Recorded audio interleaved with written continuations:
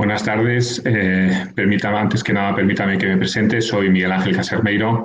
Soy el subdirector general de la Fundación de la Universidad Complutense de Madrid y soy profesor de la Facultad de Farmacia. Ante todo, le damos la bienvenida a la cuarta conferencia del ciclo de webinars que se titula La pandemia del COVID-19, una emergencia sanitaria, evolución y perspectivas, que está organizado por la Fundación General de la Universidad Complutense, por el Ilustre Colegio de Farmacéuticos de Madrid y con la sponsorización de COFARES. Créanme si les digo que para mí es un auténtico placer y un honor estar con ustedes y presentar al profesor César Nombela, que es el director académico de este ciclo de webinars. También quería saludar muy especialmente no solo a todos los asistentes que están ahora mismo conectados o que están entrando ahora mismo en la plataforma, pero muy especialmente a todos aquellos de fuera de nuestras fronteras, de Argentina, de Bélgica, Bolivia, Brasil, Canadá, Colombia, Ecuador, Estados Unidos, El Salvador, Francia, Guatemala, Israel, México, Paraguay, Uruguay, Perú, República Dominicana y Suiza, entre otros, que han realizado conexiones con este seminario. Sed todos muy bienvenidos y muchas gracias por venir. Bueno, voy a intentar hacer una presentación breve del profesor César Nombela, lo cual no es fácil porque tiene un currículum muy extenso y bueno, voy a empezar diciendo que nació en un pueblo de Toledo que se llama Carriches, que le honró con, yo creo, el título que más le gusta, que es el de hijo predilecto de la localidad en el año 2015, a la cual tuve el honor de asistir.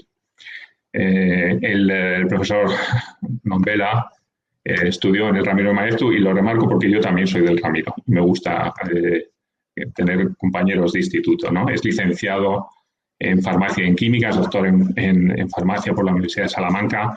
Realizó su periodo postdoctoral en Estados Unidos, en concreto en la Universidad de Nueva York, bajo la tutela del profesor y premio Nobel español Severo Ochoa y también en el Instituto Roche de Biología Molecular.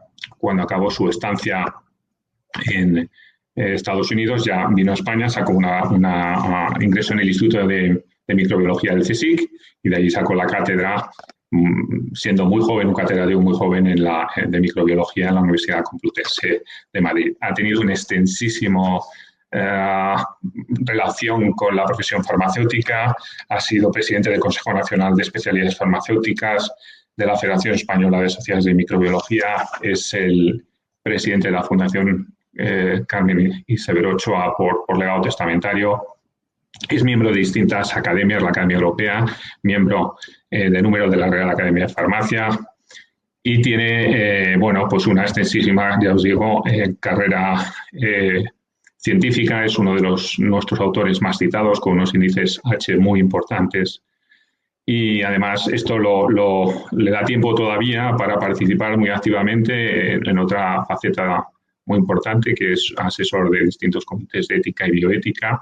Ha sido miembro del Comité de Bioética de la UNESCO y además de todo eso, pues es articulista en el ABC y ha tenido puestos de gestión muy relevantes. En concreto, ha sido presidente del Consejo Superior de Investigaciones Científicas desde 1996 al 2000 y también rector de la Universidad Internacional Méndez Pelayo, del 2013 al 2018, en el cual yo tuve la fortuna de trabajar con sus equipos de gestión universitaria.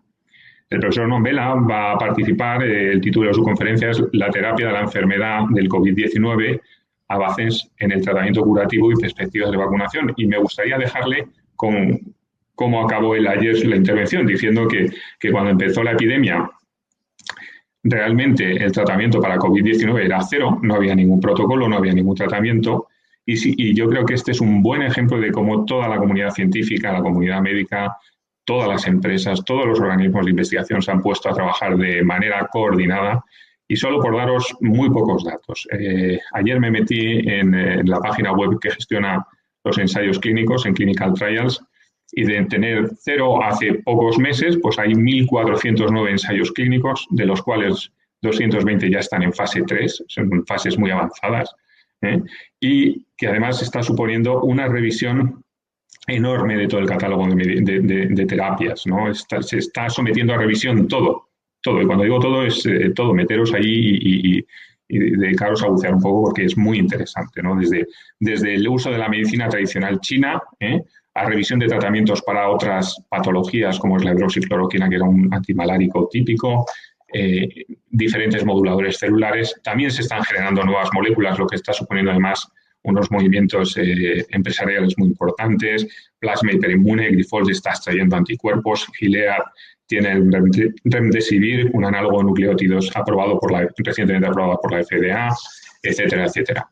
Mención aparte merece las vacunas, que también es una carrera contra reloj para buscar vacunas. Hay más de 75 candidatos a vacunas según la página oficial de la Organización Mundial de la Salud, y ya hay algunas que se están ensayando en humanos. O sea, directamente ya estamos en una fase bastante avanzada, en concreto el Instituto de Biotecnología de Pekín, la Universidad de Oxford y Pfizer ya están ensayando en humanos, y se están haciendo verdaderos esfuerzos por parte de todo el sector farmacéutico para desarrollar esta vacuna contra el reloj, que puede ser una de las grandes alternativas. Yo, sin más, dejo al profesor César Nombela que empiece con su intervención. La verdad es que la terapia de la enfermedad COVID-19 supone un reto desde hace, pues eso, los 6 meses escasos en que emerge un nuevo coronavirus respiratorio. Resulta ser altamente contagioso entre humanos, se propaga rápidamente en China y pronto se extiende a todo el mundo causando una pandemia. La situación que vivimos globalmente es tan novedosa que se puede decir que la emergencia de este virus ha puesto a prueba el conjunto de los sistemas sanitarios de todo el mundo, desde la investigación más fundamental hasta la asistencia sanitaria y clínica y, por supuesto, la salud pública. Se plantean un sinfín de nuevas opciones y, desde luego, la ciencia pues es la opción para seguir avanzando y dominar este problema. El SARS-CoV-2, que es como se llama este coronavirus del que ya llevamos hablando 3 días, es un compendio de novedades desde el principio que desafían la capacidad de diagnosticar y tratar la infección. Esto lo experimentaron sobre todo en China, naturalmente, cuando los clínicos se tuvieron que enfrentar con atender a enfermos, practicar el diagnóstico correspondiente y demás, y la asistencia necesaria. En menos de un mes de la emergencia se conocía su genoma, la secuencia completa de su genoma, de su ácido ribonucleico. El coronavirus es un virus con ácido ribonucleico, RNA como material genético, tiene unas 30.000 bases. Dentro de los virus con RNA es de los más grandes y, desde luego, conocer su genoma pareció que nos revela muchas de sus interioridades. Pero eso sí, el genoma no es la solución de nada, sino un punto de partida de todo, porque el virus tiene una patogénesis complicada, aún por conocer en muchos de sus detalles, incluida la propia respuesta inmunitaria. Es muy necesario desde el principio desarrollar tratamientos, y ahí se enfrentan los clínicos que tienen que atender a los enfermos. El planteamiento de ensayos clínicos, como ha dicho el doctor Casermeiro en mi presentación, pues están proliferando de una forma increíble. El virus, desde luego, tiene que ser combatido no solamente en lo que es su desarrollo y el proceso infeccioso, sino los efectos adversos muy graves que provoca en una fracción de los enfermos, y que en esa fracción pueden ser mortales con gran profusión. Naturalmente, desde el principio estamos preguntándonos por la sueroterapia y, sobre todo, la vacunación, cómo podemos lograr esa inmunidad vacunal. Y también tenemos ya sobre la mesa pues un elenco de terapias especiales con células madre y fármacos recombinantes. Este es el esquema que voy a recorrer y empezaré diciendo con esta imagen que tomo prestada del profesor Víctor Cid, que intervino en la primera sesión y que está recogida, pues recoge la literatura fundamental de lo que es el proceso infeccioso. Por un lado, una actividad vírica intensa que da lugar a una serie de síntomas que pueden ser desde muy leves hasta inapreciables, hasta pronto bastante serios, con una clínica de síntomas, etcétera, con unas pruebas de laboratorio que ya demuestran pues ciertos patrones. Hay un estadio intermedio si sigue progresando, que es una fase pulmonaria intensa con una seria falta de aire. Solamente ocurre en algunos de los enfermos. Las pruebas de laboratorio pues, se pueden complementar con imágenes radiológicas del tórax, sobre todo, unas imágenes de ese proceso de neumonía que es muy característica del virus, y si esto sigue progresando se puede llegar a una fase hiperinflamatoria que ya resulta realmente complicada, con una serie de patrones clínicos de laboratorio y desde luego de la propia exploración. Dentro de este esquema es con el que nos tenemos que enfrentar para hablar de desarrollo de terapias, que es lo que yo estoy planteando, avances en el tratamiento curativo. Quizá la conferencia mía va a ser la más especulativa, si cabe, porque hay un sinfín de posibilidades, de promesas que tienen que ser abordadas y, sin embargo, pues que requieren su tiempo. Si repasamos la multiplicación del virus, tenemos una partícula vírica envuelta con su envoltura lipoproteica que reconoce un receptor en la célula humana. El receptor es la enzima convertidora de la angiotensina, que abunda en muchos lugares, por ejemplo en el alveolo pulmonar, y a través de ese receptor se fija la célula, penetra en ella. Este endosoma que ahí se ha formado se abre, libera el contenido vírico y tenemos ya el material genético del virus, el ácido ribonucleico, que es traducido por ribosomas de la célula para generar las primeras proteínas víricas. Esto es fundamental para la multiplicación del virus. Estas proteínas víricas son las que le van a ayudar a, en primer lugar, tras una proteólisis de los péptidos grandes que se producen, dar lugar a enzimas fundamentales, que son la replicasa, la enzima, el complejo enzimático capaz de copiar ARN o ácido ribonucleico, RNA, lo digo de las dos maneras, RNA en cadena positiva en un RNA complementario que a su vez va a servir de molde para sintetizar muchas copias como la molécula de RNA que infectó. Por tanto, hay una replicación genómica del RNA entero y hay también una generación de mensajeros parciales que van a dar lugar al conjunto de las proteínas hasta 14 de este virus. Todo esto significa proliferación del virus, generación de nuevas partículas, englobamiento en el sistema retículo endoplasmático y finalmente liberación completa con su membrana lipoproteica obtenida a partir de la célula. Naturalmente aquí es donde los investigadores se pueden fijar desde el principio, así lo han hecho, para cómo combatir este virus.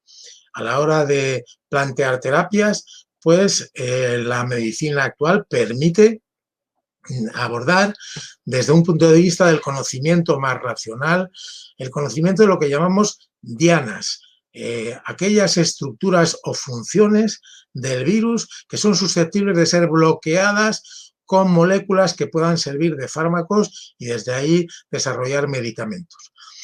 Este esquema reproduce con otras imágenes un poco diferentes lo mismo que el anterior. Un virus que reconoce el receptor. Si fuéramos capaces de bloquear su fijación al receptor, estaríamos bloqueando la infección por el virus. Una vez que ha entrado, el virus se multiplica. ¿Qué es lo que podría permitirnos bloquear? Pues podría permitirnos bloquear, en primer lugar, esa proteólisis de los polipéptidos grandes que sintetiza al principio, víricos en el interior de la célula, a través de moléculas que bloqueen a esas proteasas y a partir de ahí, pues, poder bloquear este paso en que las enzimas del virus maduran especialmente para generar proteínas no estructurales como la RNA polimerasa RNA dependiente, la que copia el RNA cadena positiva haciendo la cadena negativa y luego muchas copias de la positiva. Aquí ya vemos que los investigadores se fijaron desde el principio en posibles moléculas preexistentes que eran útiles para otros virus. Para otros virus o para otros agentes. Ha surgido, por ejemplo, la cloroquina y la hidroxicloroquina, que parece que pudieran interferir con este paso inicial de fusión de membranas, la envoltura del virus con la membrana de la célula. Ha podido surgir los inhibidores de la proteasa que ya se utilizan, por ejemplo, contra el virus de VIH-Sida. Han podido surgir las moléculas que inhiben la replicación de ácidos nucleicos del virus. Este es el esquema de dianas fundamentales con las que se pueden plantear interferir con la multiplicación del virus. Por supuesto que hay otra faceta fundamental en lo que es el tratamiento, que es interferir con esta parte final en donde realmente, como vemos aquí, el macrófago es activado a través del macrófago del organismo humano, a través de una serie de estímulos inmunomoduladores y desencadenan esa respuesta altamente inflamatoria que realmente a través de algunos fármacos como los que vemos aquí, los que bloquean la interleucina 6, por ejemplo, puede ser interferida de esa manera. Bien, con esto los investigadores se aplicaron a una cosa muy urgente, tratar a los enfermos más allá de lo que es el tratamiento sintomático, combatir los síntomas febriles y demás iniciales o combatir el agravamiento a través de un tratamiento de mantenimiento del organismo. Esa necesidad urgente del tratamiento lleva a una situación que todavía se mantiene. Tratamientos empíricos de carácter compasivo, fuera de indicación. Muchas de estas moléculas que hemos dicho están ahí y se utilizan. ¿Cómo se utilizan? Pues se utilizan a través de la experiencia que existe previamente. Aquí vamos a ver algunas moléculas, como la cloroquina y la hidroxicloroquina, que se habían introducido ya en medicina humana para combatir el paludismo o malaria o para combatir más recientemente algunos procesos autoinmunitarios. Se han empezado a emplear contra este virus. ¿Con qué base? Pues con la esperanza de que pudieran ser útiles, con la esperanza de que algunos clínicos habían podido ver algún efecto favorable en algunos enfermos. El ritonavir, lopinavir, es este conjunto de inhibidores de la proteasa vírica que hay también una amplia utilización en medicina humana contra otros virus, también se está empleando aquí. Inhibidores análogos de nucleótidos que inhiben la síntesis de los ácidos nucleicos víricos. Esta molécula remdesivir es de las más destacadas, era ya conocida, se había desarrollado en el momento del ébola en años recientes y ahora pues también se está ensayando y en algunos casos utilizando, aunque sea de manera compasiva. Incluso algunas moléculas más antiguas como el favipiravir o la ribavirina, que son también inhibidores de la síntesis de ácidos nucleicos. ¿Cuál es la conclusión de todo esto? Pues la conclusión es que la mayor parte de lo que es utilización de estos tratamientos o es completamente compasiva y observacional o compone algún tipo de ensayo limitado que no responde a la principal ortodoxia. Por ejemplo, aquí tenemos resultados con cloroquina y hidroxicloroquina en un caso concreto, en una publicación concreta, que han salido realmente revelados. No había gran diferencia frente al no empleo de este tipo de moléculas. ¿Qué es lo que quiere esto decir? Pues que estos ensayos, este tipo de terapias, se emplean de acuerdo con los protocolos de cada institución, de cada hospital, de acuerdo con la experiencia de los clínicos que manejan, de acuerdo con criterios que pueden ser variables y de acuerdo con incluso con la disponibilidad de este tipo de moléculas. Pero en estos 6 meses que llevamos estos tratamientos ya han dado paso a ensayos clínicos. Ensayos clínicos en donde se requiere un diseño que de alguna forma las moléculas anteriores también se emplearon en ensayos clínicos exploratorios, como he dicho, muy limitados, pero ahora ya se está pasando a esa gran escala, porque enfermos para ensayar los tratamientos hay realmente muchos. Y este tipo de fármacos que ya se habían utilizado en medicina humana, pues naturalmente son muy adecuados para ser ensayados en ensayos que puedan reposicionarlos para el uso contra el SARS-CoV-2, el uso para combatir esta enfermedad, la que llamamos COVID-19. Ese tipo de ensayos para reposicionar fármacos cada vez tienen una mayor escala, un mayor número de enfermos, tienen un diseño completamente ortodoxo y lo cierto es que para mucha gente, hasta que no se demuestre la eficacia y seguridad de esos tratamientos para combatir este virus, realmente no se les puede dar por establecidos como tales. ¿Qué es lo que está pasando con estos ensayos clínicos? Pues como ha resumido el doctor Casermeiro en su presentación, la verdad es que en la lista ya estamos en en más de 1.400 vigentes. Vigentes quiere decir que están aprobados, que están en fase de reclutar a los enfermos, que están en fases 1, 2 o 3 y algunos incluso que ya están a punto de terminar o terminados con unas conclusiones las que sean. Este esquema recogería un poco lo que es este proceso de reposicionamiento para hacerlo mejor, porque hay intentos de hacer esta sistemática de acuerdo con las demandas del momento. La demanda es tener cuanto antes tratamientos eficaces y seguros frente al coronavirus SARS-CoV-2, que se ha pasado de lo que eran los clásicos tratamientos para cualquier enfermedad, por ejemplo con antibióticos, por ejemplo con antivíricos, por ejemplo con esteroides, evaluarlos en intervenciones diversas, llegar a unas conclusiones, hacer una randomización y aprovechar muchas iniciativas. Esta página web, Remacap, vale la pena visitarla porque lo que está es aprovechando, por ejemplo, estudios diversos de investigación clínica frente a neumonía para incorporar esta posibilidad también y valorar resultados de la forma más eficaz posible. En esta tabla reconozco que se ve una escritura muy pequeña, no hay que preocuparse demasiado. Aquí lo que recojo son algunos ejemplos de ensayos clínicos. Por ejemplo, combinaciones diversas. Ritonavir, lopinavir, esos inhibidores de proteasa, junto con algún otro antivírico.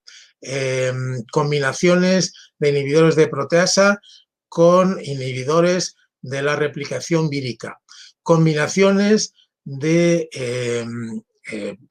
muchos de estos productos, combinaciones de algunos de estos agentes antivíricos con interferón, estudios exclusivamente del remdesivir, que era una molécula todavía cuando ha surgido la pandemia, aunque ya era muy conocida y se había empleado en muchos ensayos clínicos, todavía no estaba aprobada para su uso en humano. Combinaciones de cloroquina o hidroxicloroquina con diversos tipos de antibióticos, combinaciones de agentes antiinflamatorios, combinaciones, como he dicho, de interferón con antivíricos, uso de anticuerpos monoclonales frente a la interleucina C.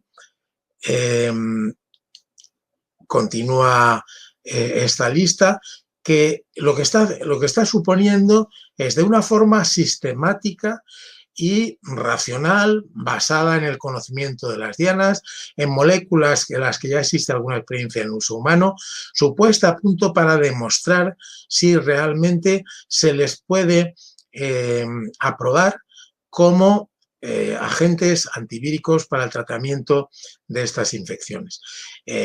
Como se pueden figurar, esto supone un esfuerzo muy notable por parte de los organismos regulatorios para sacar adelante todo este conjunto de cuestiones. Por supuesto que además de combatir el desarrollo del virus, atajar los efectos adversos graves, ese proceso inflamatorio, esa tormenta de citoquinas, esos procesos tromboembólicos a los que da lugar la coagulación intravascular que puede originar este virus. Todo eso también forma parte de un esfuerzo de ensayos clínicos que ya no es simplemente combatir el desarrollo del virus, sino atajar esta otra parte y que tiene también una buena parte de una buena proporción de esos aproximadamente 1.400 ensayos que hay registrados. ¿Cómo podemos pensar en atajar o cuáles son las bases para atajar todo esto? Pues yo aquí había recogido que algo que produce mucha perplejidad es cómo algunos enfermos son absolutamente asintomáticos, incluso llegan a inmunizarse por padecer la infección y no pasan de ahí, ni siquiera se percibe, y otros llegan a estadios muy graves. Y no necesariamente por ser de edades avanzadas, sino que hay incluso gente relativamente joven que, más joven, no estoy hablando de niños ni de jóvenes, pero personas de 30, de 40, de 50, que sin embargo pues desarrollan el proceso de una forma muy grave. Por supuesto que hay muchos factores y muchos son, desde luego, racionalmente predecibles. Desde lo que es la carga vírica que recibimos, no es lo mismo recibir una gran cantidad del virus que una cantidad más pequeña, hasta lo que es la propia constitución genética, lo que es el medio ambiente, lo que es la microbiota que nos acompaña y demás. Todo esto forma parte de los factores que pueden condicionar y todo esto naturalmente se debe tener en cuenta a la hora de plantear esos tratamientos. Pero vayamos a la sueroterapia y vacunación, porque aquí está la gran esperanza. Todo el mundo habla, incluso en las consecuencias sociales y económicas que tanto se analizan como consecuencia de la pandemia, e incluso en ese aspecto se habla de cuándo tendremos vacunación. Se formulan a veces conclusiones como hasta que no haya vacunación realmente no podremos decir que vamos a poder llegar a una situación de vida normal y de desarrollo social y económico normal. Esto no necesariamente es así, pero desde luego la vacunación fundamentalmente, también algunos inicios de la sueroterapia están muy en candelero como opciones fundamentales. ¿Qué podemos decir de las vacunas? Naturalmente las vacunas serán eficaces en la medida en que el virus desarrolle una respuesta inmunitaria adecuada. ¿Cómo es la respuesta inmunitaria del virus? Pues un virus que infecta, que se multiplica en el organismo, que genera componentes, que generan nuevas partículas víricas, que esas partículas víricas se pueden enfrentar, el sistema inmunitario se puede enfrentar a esas partículas víricas. Las células presentadoras de antígeno pueden de alguna forma desorganizar el virus, presentar a las células B productoras de anticuerpos o a las células T que coadyuvan en la respuesta inmunitaria, por ejemplo, con reacciones citotóxicas, destruyendo a las células infectadas, pueden, a través de todo esto, desencadenar una respuesta de anticuerpos y una respuesta celular inmunitaria. Naturalmente, para pensar en la vacunación, pues tenemos que pensar en ser eficaces desde este aspecto.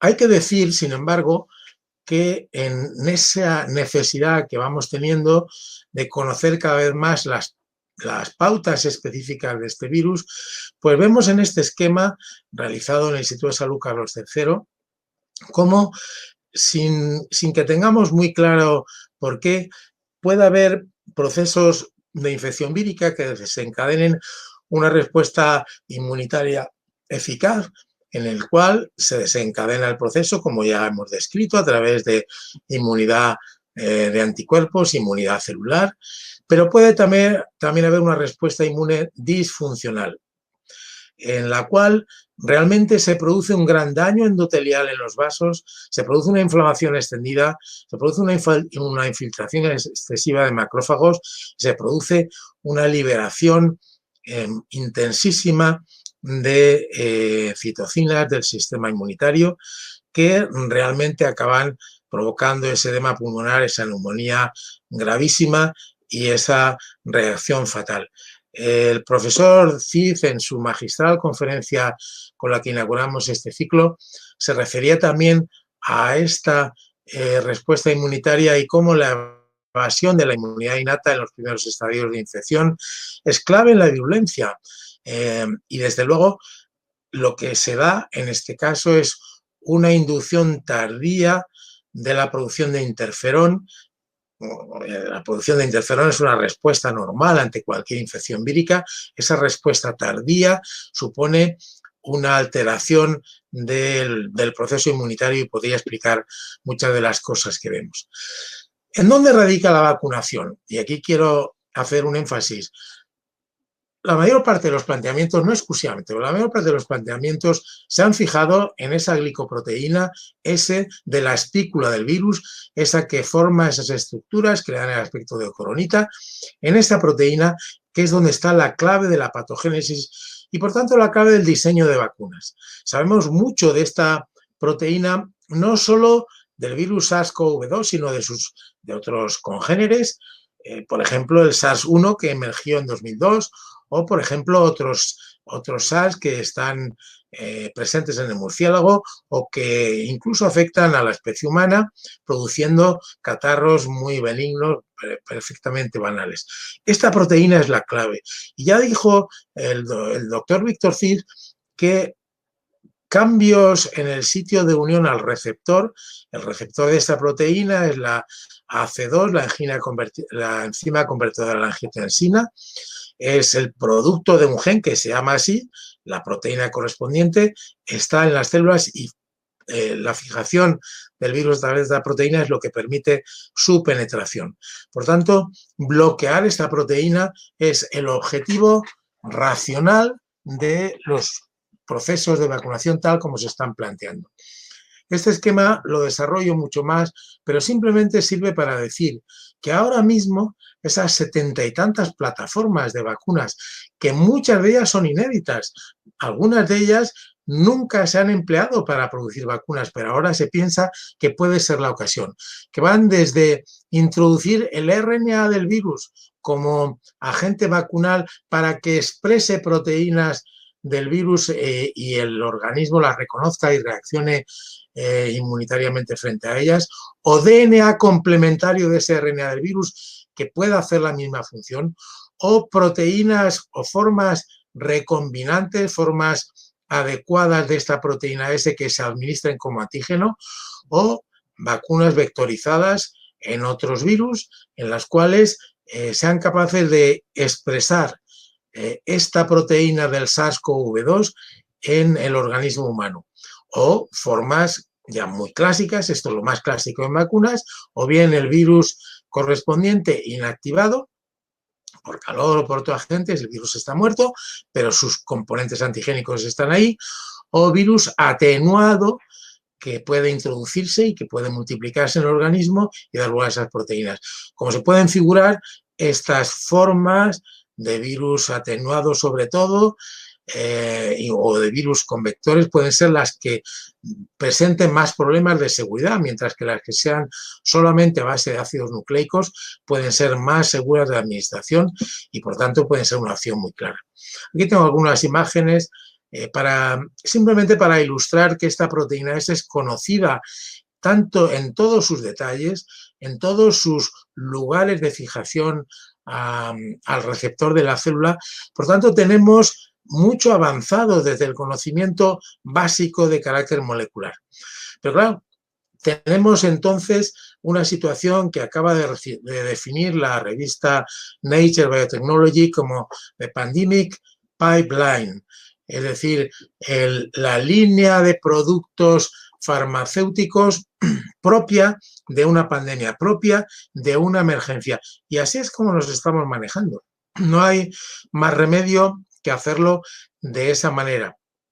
Entonces, ¿qué tenemos, por ejemplo, ahora mismo dentro de todas esas plataformas víricas?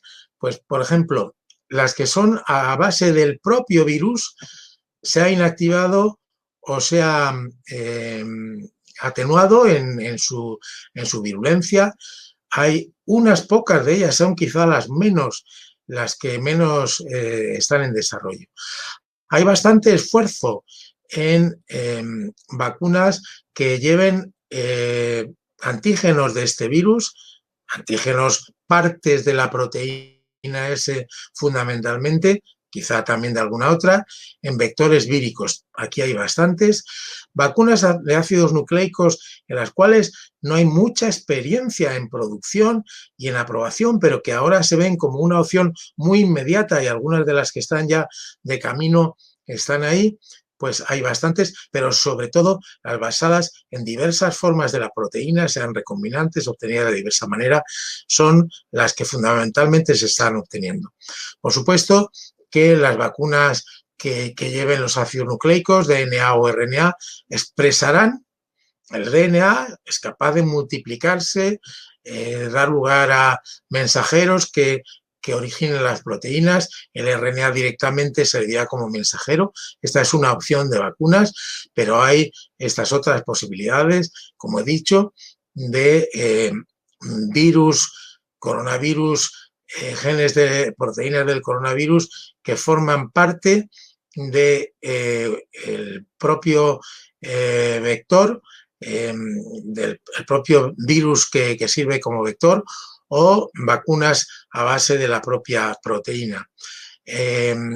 Por supuesto, cuando utilicemos el virus sea atenuado o inactivado, supondrá la administración, normalmente parenteral, de este preparado antigénico.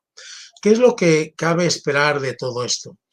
Pues lo que cabe esperar, desde luego, y que estamos continuamente haciendo predicciones, la aspiración es tener vacunas. Algunos institutos y algunos centros van destacados, incluso han obtenido la aprobación en un marco éticamente riguroso para pasar desde el primer momento a esa fase 1 en humanos, sin necesidad de ensayos en animales o simultaneándolos con ensayos en animales, para poder avanzar pronto hacia una fase 2 y hacia una fase 3. Pero lo que se trata es de ir de este esquema tradicional y clásico, en donde vemos en la parte de arriba de la proyección que en las fases 1, 2 y 3 tenían que recorrerse hasta la final de la aprobación, y en paralelo había que producir el material en pequeña cantidad, después en escalas más grandes, finalmente en una gran escala para su distribución y administración masiva, pasar a lo que vemos en la escala, en la parte de abajo de la proyección. Realmente tener un desarrollo clínico mucho más rápido, una vez que se ha decidido avanzar con un producto antigénico, poder pasar muy pronto a tener ensayos en humanos que permitan establecer la seguridad y seleccionar la dosis, hacer también ensayos de eficacia rápidos y poder llegar al aspecto regulatorio. Fíjense el reto que hay aquí, porque todo esto también debería ir en paralelo con una elaboración de una parte de los materiales para su escalado a escalas más grandes y su producción masiva, puesto que se entiende que la demanda va a ser enorme en todo el mundo de esta vacuna. Por eso decía, algunos sistemas, por ejemplo, los sistemas regulatorios, se están poniendo a prueba con la emergencia de este virus. Estamos ya en situaciones en que tenemos que avanzar muy rápido. Y funcionan los esquemas clásicos. Por ejemplo, la empresa privada que puede trabajar para obtener un producto que tendrá su mercado y demás, autoridades regulatorias que tienen que ser suficientemente exigentes y que se toman el tiempo necesario para evaluar los expedientes. No, ahora estamos ya en un proceso en donde la colaboración público-privada, las iniciativas de organismos públicos, pero no solo nacionales, son internacionales, la Organización Mundial de la Salud, plataformas muy diversas que no me da tiempo a mencionar, pero que están ahí, que están haciendo ese esfuerzo. Todo esto tiene que ponerse a contribución para realmente lograr esto que aquí planteamos. Esta tabla, que tampoco se puede ver muy bien, pero recoge sobre todo la parte de arriba, los ensayos que están en fases 1. Por ejemplo, vacunas a base de ácido ribonucleico mensajero del virus que realmente se puedan administrar como tal y que en el organismo se expresen en esas proteínas. O DNA complementario del virus para que se expresen. Esas son las que están más avanzadas, junto con algunas que van en un vector vírico, especialmente de adenovirus. Este es el esquema y la situación en la que estamos. Y como ya estoy agotando mi tiempo, simplemente 2 palabritas de terapias especiales que también están siendo investigadas, que también están de camino. No puedo dejar de mencionar, por ejemplo, las células madre. Determinados tipos de células madre, por ejemplo, las células madre mesenquimales, tienen son susceptibles de ser administradas con carácter halogénico, es decir, sirven para muchos, son muy poco limitadas en cuanto a histocompatibilidad. Y las células madre, por ejemplo, de la grasa corporal, pero también las que abundan en el cordón umbilical.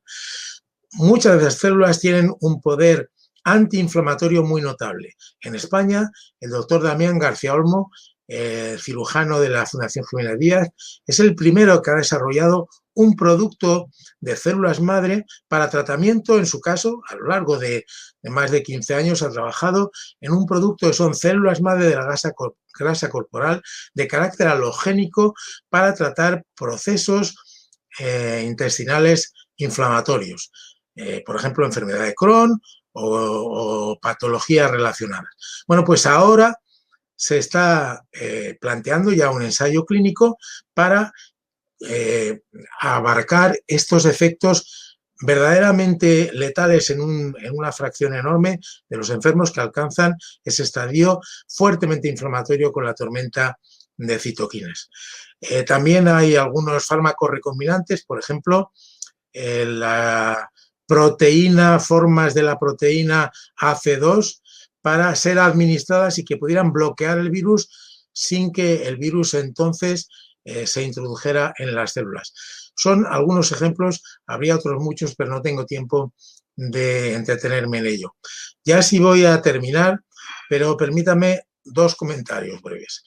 Uno, no podían faltar, y están ya de camino también, algunas propuestas de tratamiento con el archifamoso sistema CRISPR-Cas. Podemos decir con satisfacción que el sistema CRISPR-Cas, el sistema que consiste en nucleasas que reconocen específicamente secuencias de DNA o de RNA, se descubrió gracias a las observaciones básicas del microbiólogo español de Alicante, Francisco Martínez Mojica.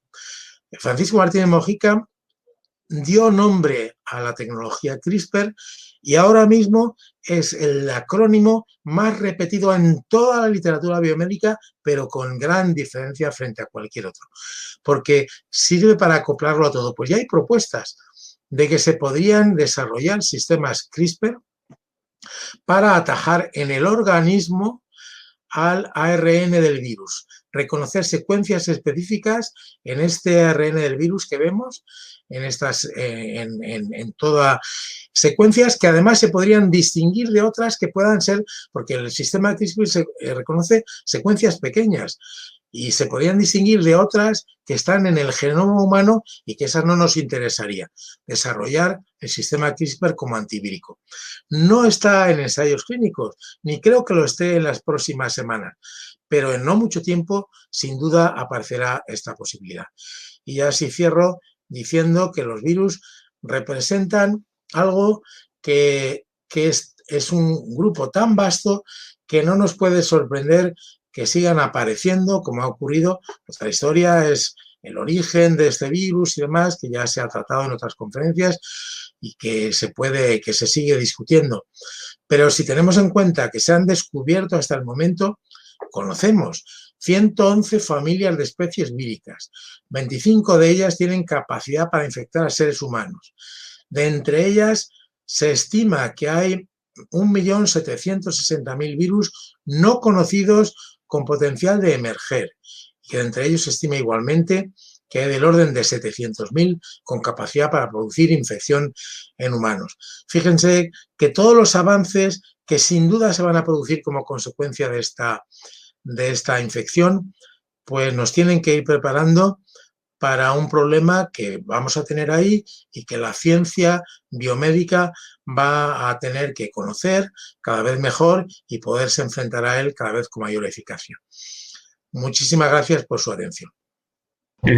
César, muchísimas gracias por tu conferencia, que realmente pues, ha sido un compendio interesantísimo y además muy resumido, y yo creo que de una manera muy precisa y muy concreta, de todo lo que hay ahora mismo en la literatura y todo el avance en la terapéutica. Te agradezco muchísimo también que te hayas ajustado al tiempo, exactamente 40 minutos, lo que habíamos hablado, con lo cual, si te parece, vamos a dar paso al turno de preguntas. Hay muchísimas preguntas y, bueno, voy a aprovechar que ha salido este banner de la Fundación para comentar a todos los asistentes que, bueno, pues que la Universidad Complutense ha tenido, a partir de iniciativas de grupos de profesores, hemos montado en la universidad y son profesores de todas las facultades, muchas actividades, ¿no? Entre ellas el laboratorio de diagnóstico de COVID-19, que estamos actualmente realizando unas 500 determinaciones al día para residencias de ancianos, para hacer el triaje de residencias de ancianos a la Comunidad de Madrid. Y bueno, pues en la Fundación hemos abierto una plataforma de donación, que cualquier donativo es bien recibido y tengan la certeza de que se va a gastar exclusivamente en el mantenimiento de este laboratorio de diagnóstico. Como comentábamos, hay muchísimas preguntas, muchas con muchos votos. Voy a intentar hacer también un resumen de las preguntas, porque hay algunas que son realmente parecidas y quizá, bueno, pues si salto alguna pregunta, espero que lo comprendan para dar juego a más temática.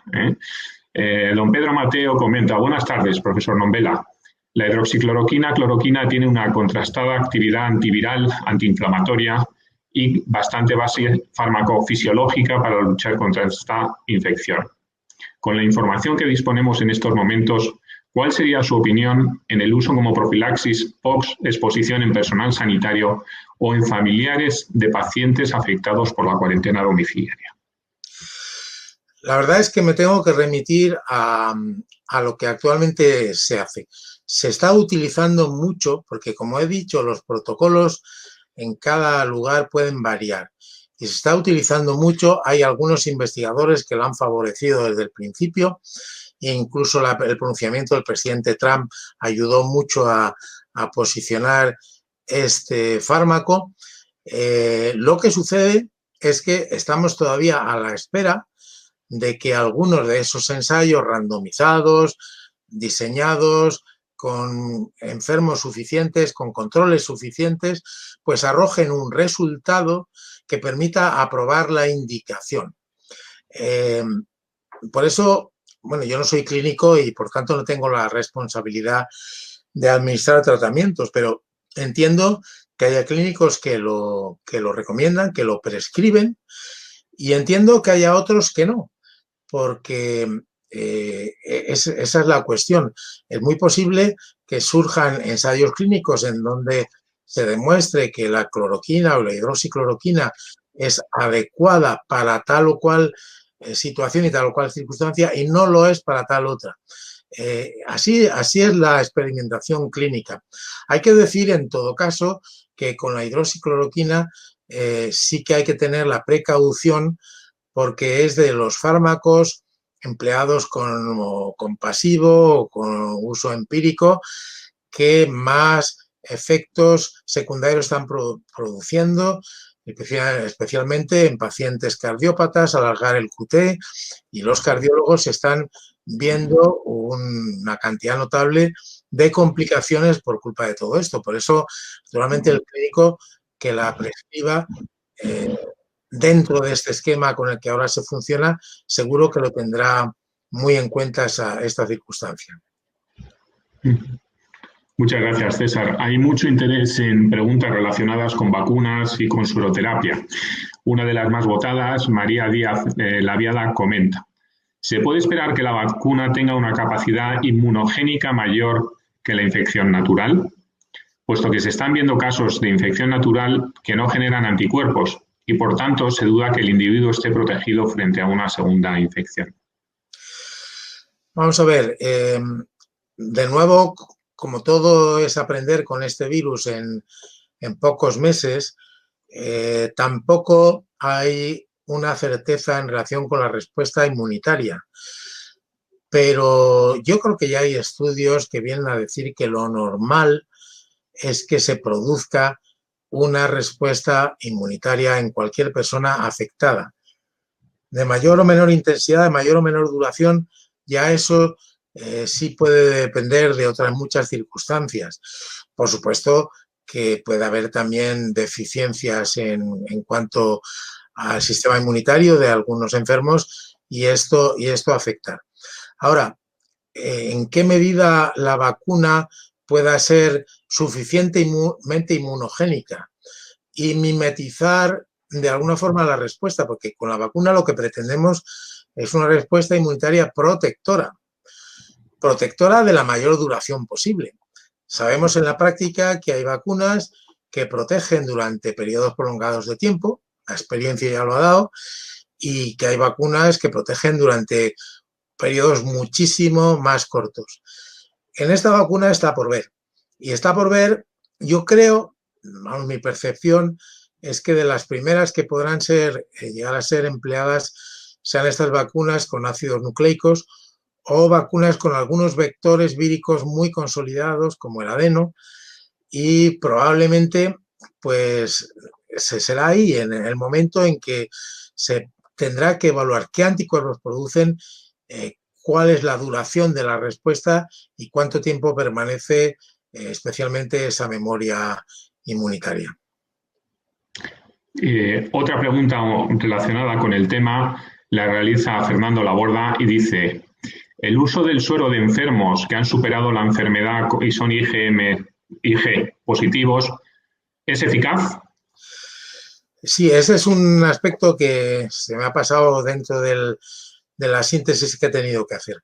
El uso de lo que se llama suero de convalecientes, es decir, las personas que han padecido la infección y que están ya en fase de remisión y que, sin embargo, pues albergan anticuerpos suficientes, y el uso además como suero a través de la mezcla de sueros de donantes convalecientes, es una práctica muy común en muchas infecciones de todo tipo y, desde luego, las víricas. Fue una de las primeras soluciones que se utilizó en la famosa crisis del ébola, que aunque es muy reciente, pues casi nos olvidamos porque la vemos como algo más propio de otras regiones geográficas, pero ahí está el problema y ahí está la amenaza. Y ahí ha funcionado. ¿Qué pasa con el virus SARS-CoV-2? Pues de nuevo hay ensayos en marcha, incluso alguien que ha ido reportando en algún trabajo de estos que pasan, que primero se dan a conocer antes de ser evaluados por pares y demás, pero que ya ahora la práctica científica es esa, están demostrando que sí que podría haber alguna protección, pero lo que lo consolidará será el ensayo clínico correspondiente, que también dentro de ese listado los hay en marcha. Suero de convalecientes, pues creo que puede haber una buena disponibilidad en estos momentos. Claro. Hay algunas preguntas relacionadas con los mensajeros o con los receptores. Y vamos a seleccionar alguna. José Luis Martín comenta: ¿tiene algún futuro el tratamiento con anticuerpos monoclonales que bloqueen, entiendo, la enzima conversora de la angiotensina 2, que es la llave de entrada celular? No, los anticuerpos monoclonales se emplearían precisamente para bloquear a la proteína del virus, no al receptor, porque si bloqueamos el receptor, pues, digamos, pensar en un bloqueo masivo del receptor que podría tener hasta un efecto contraproducente para el organismo, no sería esa la estrategia.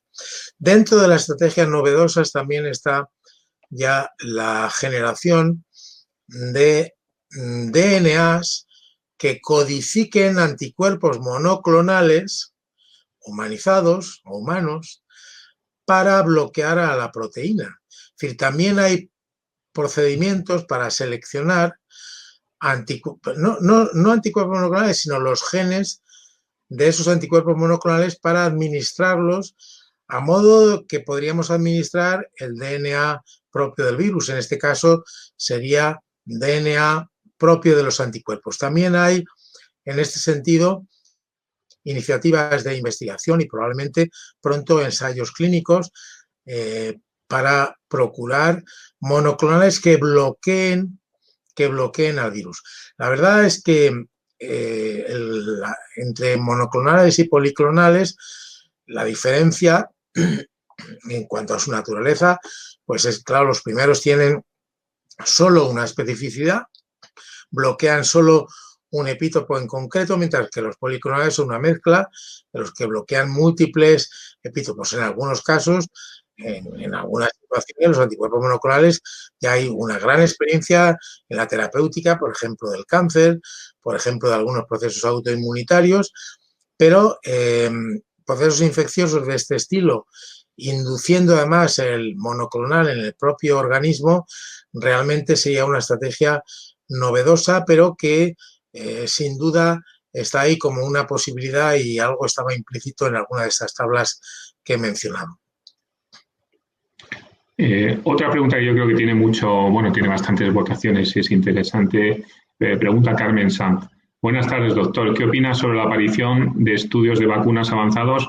Y esto es especulativo. ¿Estarán listos para el otoño o invierno próximo? Una gran pregunta. Esa pregunta interesa a todo el mundo y pues, si aplicamos el pensamiento, lo que llaman en inglés el wishful thinking, pues diríamos que sí, pero realmente nadie se atreve a decir con seguridad que realmente vamos a tener una vacuna en menos de 12 meses. Y naturalmente nadie se atreve a asegurar que la vamos a tener en menos de 24 años tampoco. Ahí está el SIDA, el HIV, que todavía no tenemos vacuna, a pesar de todo lo que hemos avanzado en el control de esta enfermedad. ¿Qué es lo que pasa? Pues que pensando en esta vacunación, por eso yo he hecho ese énfasis en los nuevos planteamientos.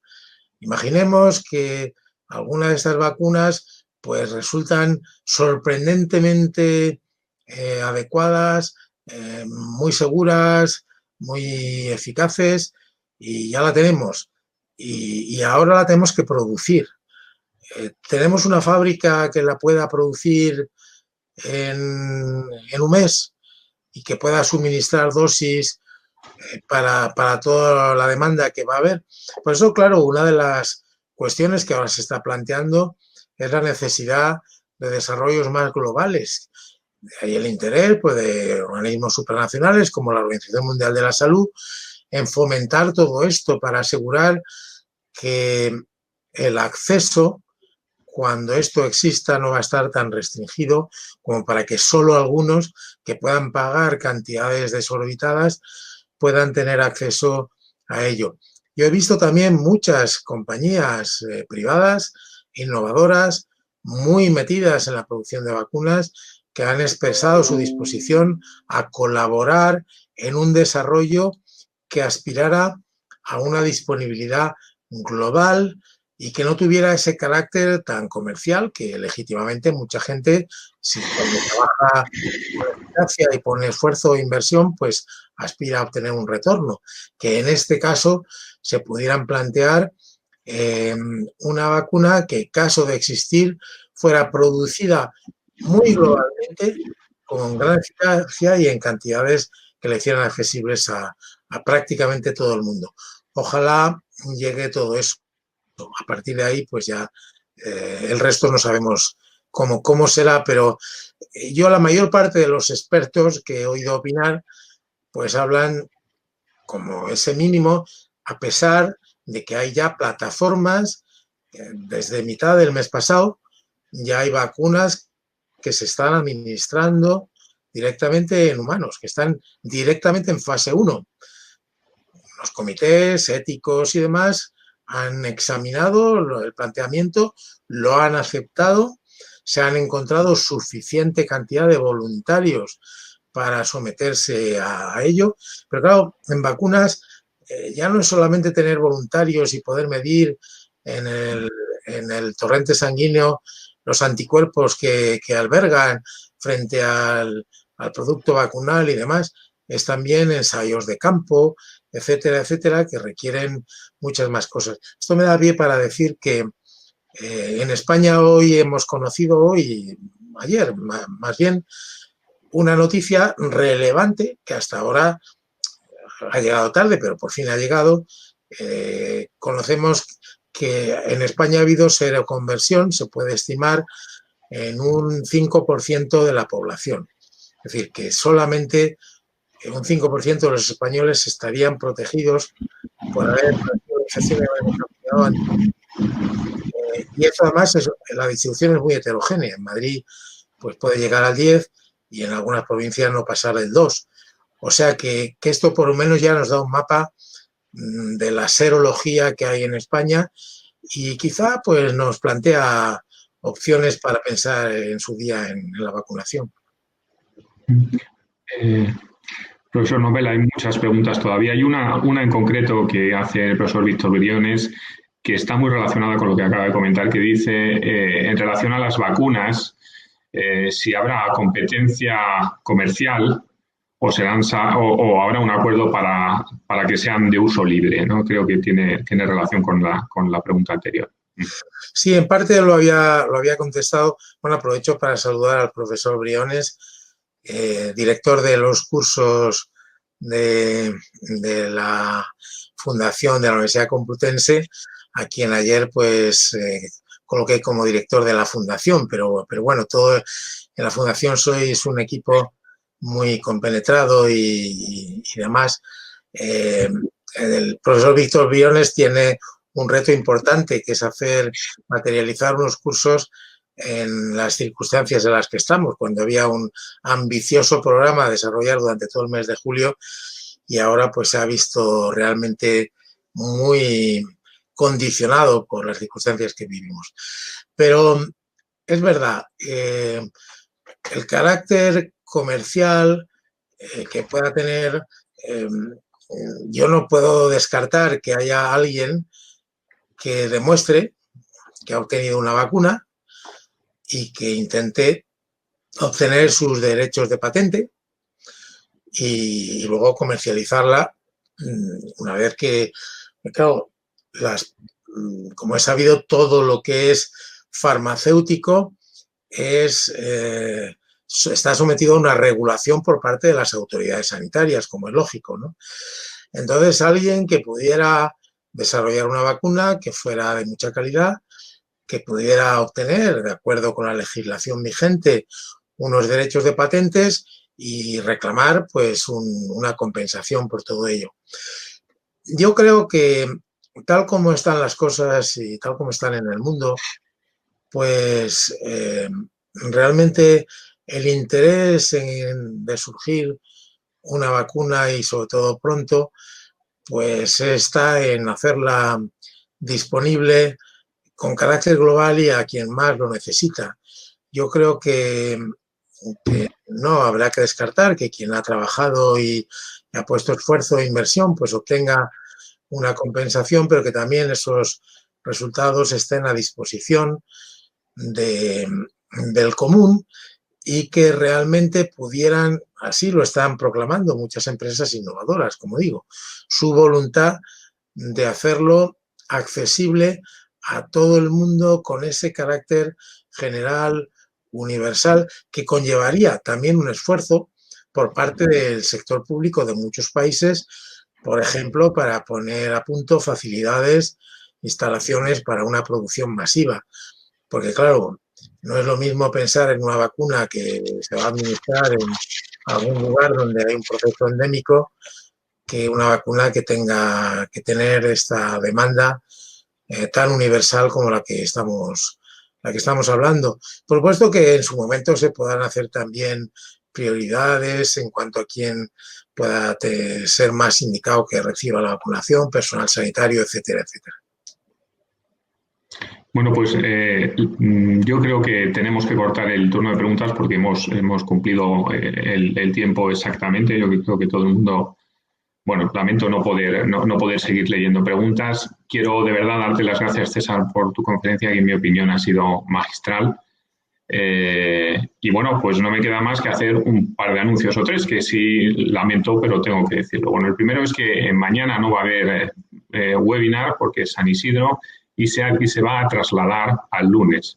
En concreto no va a ser a las 18 horas, va a ser a las 17:30, a las 5:30 lo va a realizar el profesor Artalejo, catedrático de Salud Pública de la Universidad Autónoma de Madrid, que va a hablar de temas que nos interesan a todos, ¿no? Y que están muy relacionados con la desescalada, con lo cual, de verdad, sean todos bienvenidos a la plataforma de webinars de la Fundación General de la UCM. También quiero informar que es posible solicitar un certificado de asistencia para aquellas personas que estén interesados en tener ese certificado. Y me gustaría también informar que cuando se acabe este ciclo de webinars, pues este no va a ser el único que se dedique al COVID, va a haber otros. En concreto va a haber uno que estamos enfocando hacia la evaluación online, que yo creo que tiene mucho interés para profesores y alumnos, y otros de psicología, asistencia, trabajo social, asistencia a grupos desprotegidos, etcétera, no vulnerables. No me queda más que dar las gracias a todo el personal que hace posible esto, empezando por el Colegio Oficial de Farmacéuticos de Madrid, desde su presidente. Quiero mencionar expresamente a Pilar Varela, la vocal de docencia, que ha apoyado esta iniciativa desde el primer momento, a Pura Lledó, a Cofares, por supuesto, nuestro sponsor, en su presidente Eduardo Pastor, Jorge Poveda, el jefe de gabinete, María Tejo y todas las personas de la Fundación que realmente están detrás y que son muchas y que no se ven. En especial sistemas informáticos, a Ana, Mario y Eduardo, comunicación, Miriam Crespo, el equipo de dirección de la Fundación. Muchísimas gracias por su asistencia y participación a este webinar y les invitamos el lunes que viene a las 5:30. Muchas gracias a todos.